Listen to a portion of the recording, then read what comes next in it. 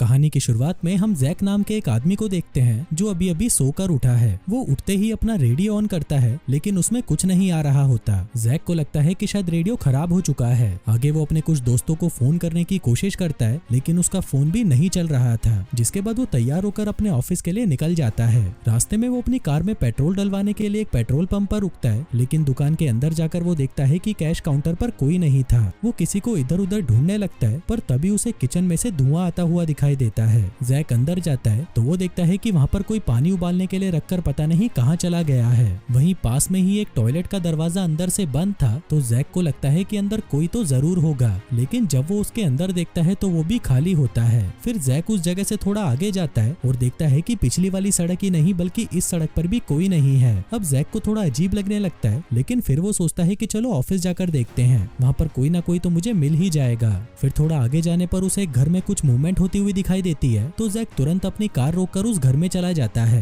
वो दरवाजा खटखटाता है पर कोई भी दरवाजा नहीं खोलता। आखिर में परेशान होकर जैक कांच तोड़कर अंदर चला जाता है। वो देखता है कि घर तो पूरा खाली पड़ा है और किचन में पानी का पाइप टूटने की वजह से पानी लीक हो रहा है। जैक उस पानी की सप्लाई को बंद करता है और उस घर से बाहर निकलकर अपने ऑफिस की तरफ जाने लगता है। फिर थोड़ा आगे जाने पर उसे सड़क के बीचों बीच एक गैस का टैंकर खड़ा हुआ दिखाई देता है। वो उस टैंकर के अंदर जाता है और वहाँ पर पड़ी हुई एक वॉकी टॉकी से किसी से बात करने की कोशिश करता है लेकिन उसमें से भी उसे कोई रिप्लाई नहीं मिलता। फिर वहाँ से थोड़ा आगे जाने पर वो शहर पहुँच जाता है लेकिन वहाँ पर भी उसे कोई इंसान नहीं दिखता। अब जैक यहाँ पर डरने लगा था और उसे लग रहा था कि मैं कोई सपना तो नहीं देख रहा, क्योंकि ऐसा तो हो ही नहीं सकता कि सभी लोग रातों रात गायब हो जाएं। तभी जैक को एक जगह से धुआं निकलता हुआ दिखाई देता है। वो सोचता है कि शायद वहाँ पर तो कोई जरूर होगा, लेकिन वहाँ पर जाकर वो देखता है कि वहाँ तो एक प्लेन क्रैश हो रखा है। जैक सोचता है कि चलो प्लेन के अंदर मरे हुए लोग तो होंगे ही, लेकिन जब वो उस प्लेन के अंदर जाता है तो वहाँ पर भी उसे कुछ नहीं मिलता। इसके बाद जैक अपने ऑफिस आता है जहाँ पर वो किसी तरह की रिसर्च के ऊपर काम कर रहा था।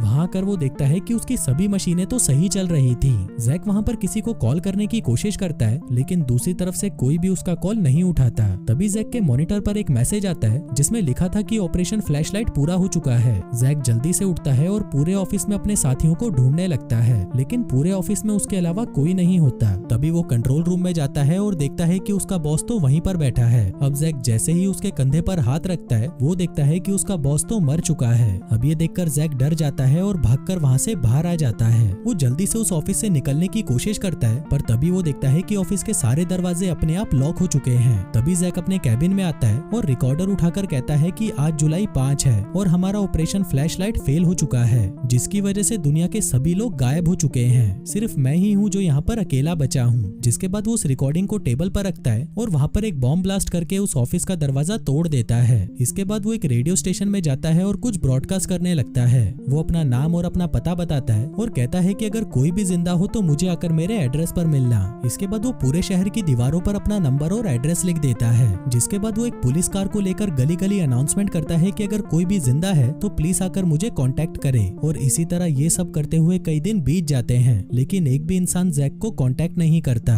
वहीं जैक रोज रोज इंसानों को ढूंढ ढूंढ कर परेशान हो चुका था और अब उसे पूरा यकीन हो चुका था कि वो इस दुनिया में अकेला ही बचा है। पर तभी उसके दिमाग में आता है कि अगर मैं इस दुनिया में अकेला हूँ तो फिर मैं इस छोटे से घर में क्यों रहता हूँ। जिसके बाद वो शहर के सबसे बड़े और शानदार घर में जाकर रहने लगता है। आगे वो एक कार के शोरूम में से सबसे महंगी कार निकालता है और उसे लेकर घूमने लगता है। फिर वो एक मॉल में जाकर वहाँ पर सबसे महंगे कपड़े पहन लेता है। अब ये सब चीजें करने में उसे बहुत मजा आ रहा था लेकिन फिर कुछ ही दिनों में वो इन सबसे भी बहुत बोर हो जाता है। अब कुछ दिन और बीतते हैं और जैक की दिमागी हालत अब खराब होने लगती है। वो आदमियों की जगह औरतों के कपड़े पहनने लगता है। जिसके बाद वो वहाँ के प्रेसिडेंट के घर पर जाता है और उसकी बालकनी में जाकर स्पीच देने लगता है। आगे वो एक शॉटगन लेकर एक चर्च में घुस जाता है और वहाँ पर लगी जीसस की मूर्ति को शूट करके उड़ा देता है। जिसके बाद वो एक बड़ा सा ट्रक लेकर शहर की सारी दुकानों को तोड़ने लग जाता है। अब अकेला रह रहकर जैक पूरी तरह पागल हो चुका था, इसलिए वो खुद को ही मारने के बारे में सोचने लगता है। पर तभी वो फैसला बदल लेता है और डिसाइड करता है कि अब से वो जिंदगी के मजे लेगा। जिसके बाद वो समुद्र में जाकर नहाने लगता है और वापस अपने घर लौट आता है,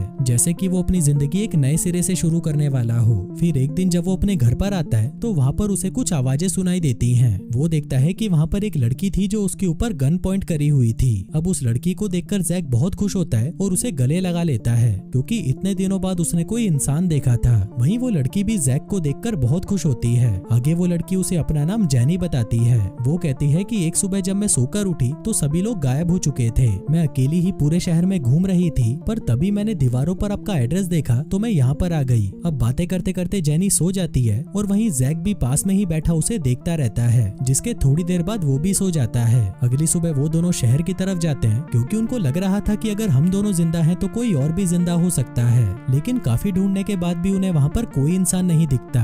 फिर ऐसे ही एक दिन जैक जेनी को अपने एक एक्सपेरिमेंट के बारे में बताता है कि हम वायरलेस एनर्जी बनाने की कोशिश कर रहे थे, लेकिन उस एक्सपेरिमेंट में हम फेल हो गए और मुझे लगता है कि शायद इसी की वजह से सभी लोग गायब हुए हैं। अब ये सुनते ही जेनी डर जाती है और वहाँ से चली जाती है। अब ऐसे ही कुछ दिन और निकल जाते हैं और अब जैक और जेनी एक दूसरे के करीब आने लग गए थे। आगे वो दोनों बाहर आते हैं और अपनी पसंद की वो सारी चीजें करते हैं जो वो हमेशा से करना चाहते थे। फिर एक दिन जब जैक कहीं पर जा रहा था तभी उसके रास्ते में एक ट्रक आ जाता है। जैक अपनी गन लेकर उस ट्रक के पास जाता है तो उस ट्रक में से एक आदमी बाहर निकलता है जिसने मास्क पहना हुआ था। वो जैक पर गन पॉइंट करता है और उससे पूछने लगता है कि तुम कौन हो, तुम जिंदा कैसे बचे और क्या तुम अकेले हो। तभी जैक भी उसे झूठ बोल देता है कि हाँ मैं अकेला हूँ। अब ये सुनकर वो आदमी अपना मास्क उतारता है और जैक से कहता है कि मुझे तो लग रहा था कि इस दुनिया में सिर्फ मैं ही बचा हूँ। पर तभी जैक की वॉकी टॉकी में जेनी की आवाज आती है, जिसे सुनकर वो आदमी कहता है कि ये आवाज कहाँ से आ रही है। अब जैक उसे सब कुछ सच बता देता है कि मेरे साथ एक लड़की है।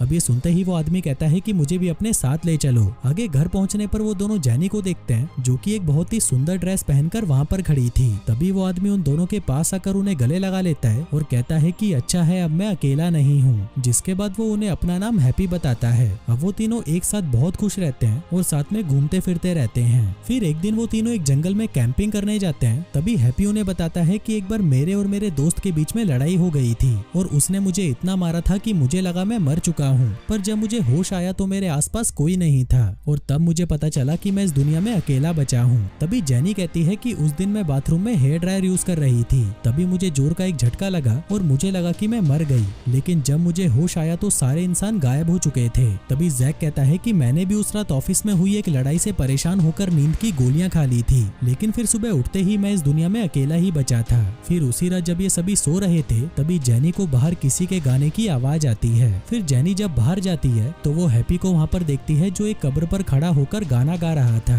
जेनी को लगता है कि इसको डिस्टर्ब करना सही नहीं है, इसलिए वो वापस आकर सो जाती है। अगली सुबह जैक अपने किए हुए एक्सपेरिमेंट की जांच कर रहा था, जिस दौरान वो हैप्पी और जेनी को साथ में जॉगिंग करते हुए देखता है। जेनी उससे पूछती है कि तुम्हारा फ्रेंड तुम्हें मारना क्यों चाहता था। हैप्पी कहता है क्योंकि मैं उसकी पत्नी के साथ सो रहा था और फिर मैंने उसे मार डाला। अब ये सुनते ही जेनी घबरा जाती है और वहाँ से चली जाती है। फिर घर आते ही जैक जेनी से पूछता है कि क्या हुआ, तुम रो क्यों रही हो, जिस पर जेनी कहती है कि कुछ भी नहीं। फिर जैक हैप्पी से पूछता है कि जेनी को क्या हुआ। हैप्पी कहता है कि पता नहीं, मैंने तो उसे कुछ नहीं बोला। अब जैक और हैप्पी के बीच में लड़ाई हो जाती है और जैक अपनी कार लेकर वहाँ से चला जाता है। तभी हैप्पी को भी गुस्सा आ जाता है और वो भी एक गाड़ी लेकर जैक के पीछे पड़ जाता है। वहीं इन दोनों को गुस्से में देखकर जेनी भी अपनी कार लेकर इनके पीछे जाने लगती है। तभी जैक हैप्पी की गाड़ी से टकराता है और एक गड्ढे में जाकर गिरता है, लेकिन इसमें किसी को भी चोट नहीं लगती।